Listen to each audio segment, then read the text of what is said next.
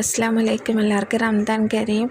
അപ്പോൾ രാവിലെ അത്താഴം മുതൽ പിന്നെ ഇഫ്താർ വരെ എന്ത് കഴിച്ചു എന്ന് ഒന്ന് കണ്ടാലോ? വാട്ട് ഐ ഏറ്റ് ഇൻ റംദാൻ ഒന്ന് കണ്ടാലോ? അപ്പോൾ രാവിലെ അത്താഴത്തിന് ചപ്പാത്തിയായിരുന്നു. ചപ്പാത്തിയും പിന്നെ മീൻകറിയും ഉണ്ടായിരുന്നു. പിന്നെ ചായയും കുടിച്ചിട്ടുണ്ടായിരുന്നു. പിന്നെ ഇഫ്താറിനാണ് അത് ഡേറ്റ്സ് കഴിച്ചായിരുന്നു. ആദ്യം ഡേറ്റ്സ് കഴിച്ചു.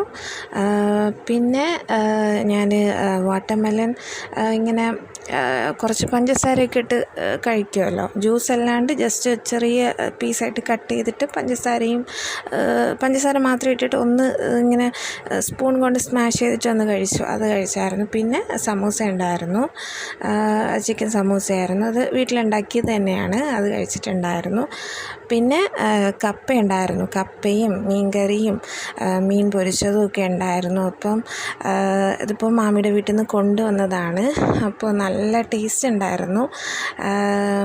ഇത് ഇപ്പം ചൂരമീൻ കറിയും കപ്പയും, ചൂരമീൻ ഇഷ്ടമുള്ളവർക്ക് പറഞ്ഞാൽ മനസ്സിലാവുമായിരിക്കും, കാരണം നല്ല ടേസ്റ്റാണ് അത്. ചൂരമീനും കപ്പയും ഇത് മീൻ പൊരിച്ചതെന്നൊക്കെ പറഞ്ഞാൽ നല്ലൊരു കോമ്പിനേഷനാണ്. കഴിച്ചിട്ടില്ലാത്തവരൊന്ന് ട്രൈ ചെയ്ത് നോക്കുക. എല്ലാവർക്കും ആ മീൻ ഇഷ്ടമാണോ എന്ന് എനിക്കറിയില്ല.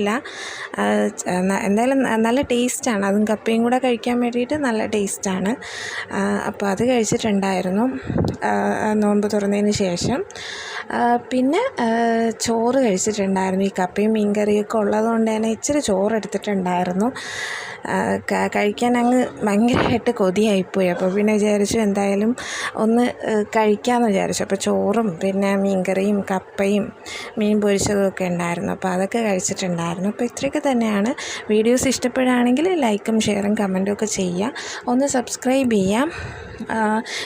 എല്ലാവർക്കും വീഡിയോസ് ഇഷ്ടപ്പെടുന്നു എന്ന് വിചാരിക്കുന്നു. നിങ്ങൾ സബ്സ്ക്രൈബ് ചെയ്താൽ മാത്രമേ എനിക്കും എന്തെങ്കിലുമൊക്കെ ബെനിഫിറ്റ് ഉള്ളൂ. അപ്പോൾ ഒന്ന് സബ്സ്ക്രൈബ് ചെയ്യുക. ഫ്രണ്ട്സ് റിലേറ്റീവ്സൊക്കെ ഒന്ന് അയച്ചു കൊടുക്കുക, ഷെയർ ചെയ്ത് കൊടുക്കുക. അപ്പോൾ അത്രയേ ഉള്ളൂ. Thank you.